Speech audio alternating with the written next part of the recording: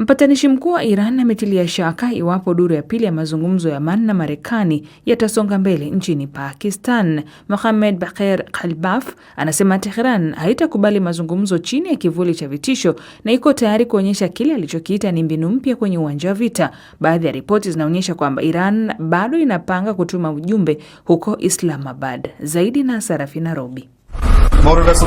Ni majeshi ya Marekani yakionyesha umahiri wao katika ghuba ya Uajemi, yani Iran, wakikabiliana na meli ya mzigo ya Iran, kisha kwa umbali kuanzisha mashambulizi.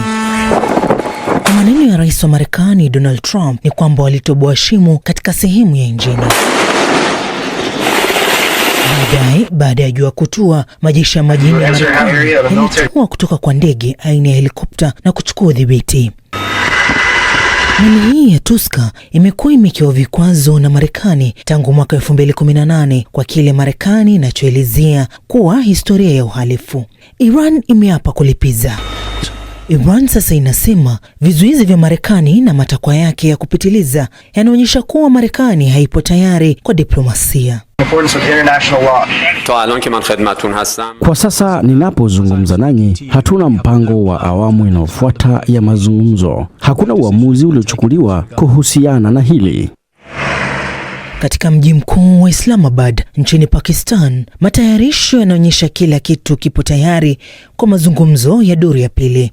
Pakistan ikiwa na ari ya kuonyesha kuwa upatanisho wake ni watija. Ripoti kutoka Washington, Marekani zinasema ujumbe wa Marekani utaelekea Pakistan hivi karibuni. Katika mtandao wa kijamii, rais wa Marekani Donald Trump anasema kizuizi cha wanamaji kwenye bandari za Iran kitaendelea hadi makubaliano yafikiwe, akiongeza kuwa anashinda vita kwa kiwango kikubwa. Maoni yake yanajiri huku makubaliano ya usitishaji vita wa muda kati ya Marekani na Iran yakitarajiwa kumalizika hapo kesho siku ya Jumatano, bila uhakika iwapo duru ya pili ya mazungumzo ya amani yatafanyika nchini Pakistan. Kufuatia duru ya kwanza ya mazungumzo mapema mwezi huu, makamu wa rais wa Marekani JD Vance alisema Marekani haikuweza kufikia hali ambayo wawakilishi wa Iran walikuwa tayari kukubali masharti ya Marekani. Wizara ya mambo ya nje ya Iran ilitaka Marekani ijiepushe na matakwa ya kupitiliza na maombi yasiyo na uhalali. Taarifa yake Sarafina Robi. Zaidi ya raia 200 waliokuwa wametekwa mashariki mwa Jamhuri ya Kidemokrasia ya Kongo na kundi la wapiganaji lenye uhusiano na Islamic State wameokolewa katika operesheni ya kijeshi. Jeshi katika nchi jirani ya Uganda imetoa ripoti hiyo. Wanajeshi wa Uganda wakishirikiana na wenzao wa Kongo walilenga kambi inayodhibitiwa na Land Democratic Forces, yani ADF, kundi la wanamgambo ambapo asili yake ni Uganda. Watoto walikuwa miongoni mwa walioachiliwa, mdogo akiwa msichana wa umri wa miaka 14. Hii ni kulingana na taarifa iliyotolewa na Uganda. Zaidi na Esther Luambano. Jeshi limesema kuwa wapiganaji kadhaa wa ADF waliuawa katika shambulio hilo kwenye kambi hiyo na hifadhi ya silaha ilipatikana. Taarifa hiyo haisemi iwapo kulikuwa na majeruhi miongoni mwa wanajeshi wa Uganda au Kongo. Waasi wa ADF wamekuwa wakiendesha shughuli zao kutoka ndani ya Jamhuri ya Kidemokrasia ya Kongo kwa miongo miwili iliyopita. Awali ADF iliundwa nchini Uganda katika miaka 1990 na watu waliochukizwa na jinsi serikali inavyowatendea Waislamu. Lakini baada ya kushindwa na jeshi huko, waliosalia walikimbia kuvuka mpaka. Mnamo mwaka 2021, Uganda na Jamhuri ya Kidemokrasia ya Kongo zilianzisha mashambulizi ya pamoja kuwafukuza ADF nje ya ngome zao za Kongo, lakini hadi sasa imeshindwa kukomesha mashambulizi ya kundi hilo. Haijabainika ni lini au wapi raia waliookolewa walitekwa nyara, lakini taarifa ya jeshi la Uganda inasema kuwa wale waliokuwa wakishikiliwa walielezea hali ngumu waliokumbana nayo, ikiwa ni pamoja na ukosefu wa chakula, kazi ya kulazimishwa na adhabu kwa kutokutii. Mamlaka inaongeza kuwa baadhi pia walionekana dhaifu na walikuwa wakiugua malaria, matatizo ya kupumua na uchovu. Baada ya miaka mingi ya kutokufanya kazi kwa uwazi nchini Uganda, ADF imelaumiwa kwa mfululizo wa mashambulizi katika miaka ya hivi karibuni, ikiwa ni pamoja na milipuko ya kujitoa muhanga katika mji mkuu wa Uganda Kampala mwaka 2021 na kushambuliwa kwa shule magharibi mwa Uganda mwaka 2023. Lakini mashariki mwa Jamhuri ya Kidemokrasia ya Kongo imekuwa maarufu kwa utekaji nyara na mauaji. Utafiti wa mwaka 2024 uliofanywa na BBC Monitoring uligundua kuwa ADF ilihusika na zaidi ya nusu ya vifo vya raia katika eneo hilo lililokumbwa na migogoro. Ni taarifa yake Esther Luambano.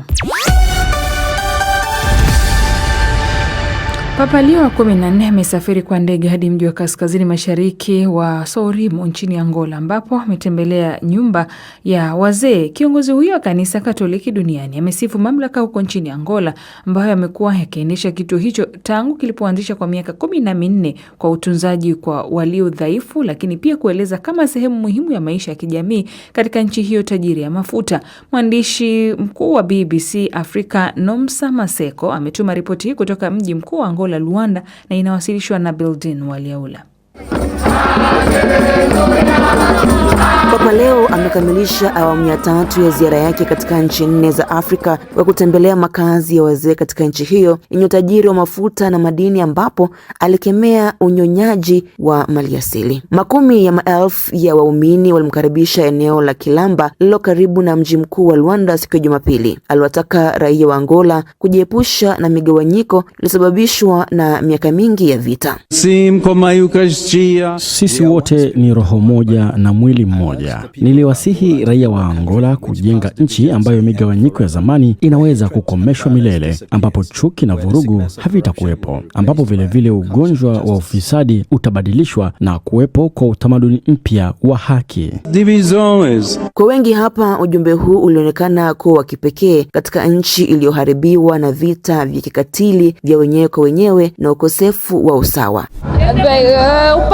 Vijana wa Angola bado wanaiombea nchi hii iwe yenye amani na utu hata zaidi. Tunatumai kwamba ziara ya Papa Mtakatifu itatusaidia kuwa na amani ya milele nchini Angola, na tutakuwa na shukrani milele. Papa ni mjumbe wa amani, na tunaishi ulimwengu hatari ambapo tunaona vita kote ulimwenguni, na tunatumai ziara ya Papa italeta amani sio tu nchini Angola ila ulimwenguni kote. Jiji la Musima limekuwa mahali muhimu la mahujaji hapa kusini mwa Afrika. Pia hutumika kama ukumbusho kamili wa mambo ya kutisha iliyoletwa na wazungu kwa wenyeji. Serikali ya Angola inageuza eneo hili kuwa kitovu cha utalii wa dini kwa ujenzi wa basilika na mraba wa mahujaji ambao unatarajiwa kuvutia mamilioni ya watalii na waumini. Ziara ya Papa itakamilika kwa kuzuru nchi ya Equatorial Guinea, ambapo 80% ya wakazi wa nchi hiyo ni Wakatoliki. Taarifa Nomsa Maseko imewasilishwa hapo na Beldin Waliaula kutoka Luanda kule Angola. Na sasa moja kwa moja viwanjani. Oh, yes. Leo amevaa jezi mpya. Kuna jezi moja huwa sipendi, naona ameamua kufanya mabadiliko. Ni mradi wenye nyekundu tu. Pende usipende.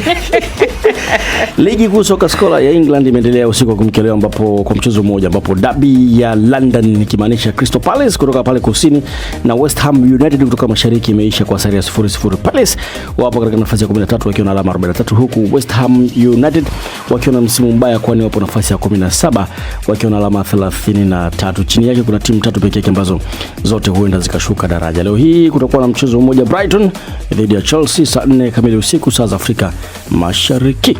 Kwenye riadha, wa Kenya ambao ni mabingwa watetezi John Korir na Sharon Lokedi wamekamilisha mbio za kushirikiana huko Boston Marathon siku ya Jumatatu, wote wakitoka vizuri na kushinda kwa mbinu nzuri kwa mbio za mita 130. Korir alichukua fursa ya mazingira bora na kupata ushindi wa 4 wa marathon, sio mita ni kilomita. Muda wa ushindi wa Korir ulifuta rekodi ya awali ya saa 2 sekunde dakika 3 na sekunde 2 iliyowekwa na Godfrey Mutai mwaka 2011. Bingwa wa dunia Tanzania Alphonse Simbu amemaliza nafasi ya pili kwa muda wa dakika saa 2 dakika 2 na sekunde 47 akimpita Benson Kipruto wa Kenya.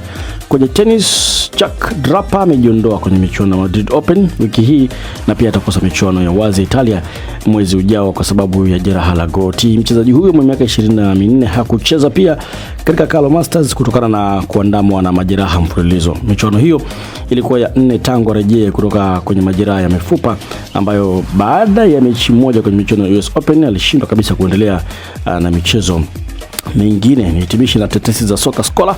Newcastle itamuuza Anton Gordon mwenye miaka 25 kwa Bayern Munich, ikiwa mabingwa hao Jerumani watafikia thamani ya euro milioni 75 kwa mshambuliaji huyo wa Uingereza. Manchester United wao wanatazamia kusajili angalau viungo wawili msimu huu wa joto. Wanafuatilia kwa karibu kabisa hali ya mchezaji wa kimataifa wa Faransa Aurelien Tchouameni mwenye miaka 26 katika klabu ya Real de Madrid. Kwingineko, wingo wa RB Leipzig na Ivory Coast Yan Diomande mwenye miaka 19 sasa ndiye analengwa na Liverpool kuchukua nafasi ya wingo wa Misri Mohamed Salah mwenye miaka 33 ambaye anakaribia kuondoka katika klabu hiyo na ikiidhinishwa na wasimamizi wa timu hiyo. Kuna uhusiano gani kati ya umri na kupungua kwa kiwango ubora wa mchezaji? Wanasema mchezo ni mpira ni mchezo wa miaka. Hata kama una kipaji kiasi gani, lakini umri ukipungua, basi kasi yako inaisha. Bas. Naondoka. Huyo anasema maisha sijui yana nini. Tokea nimezaliwa sijawahi kuwa mgeni rasmi.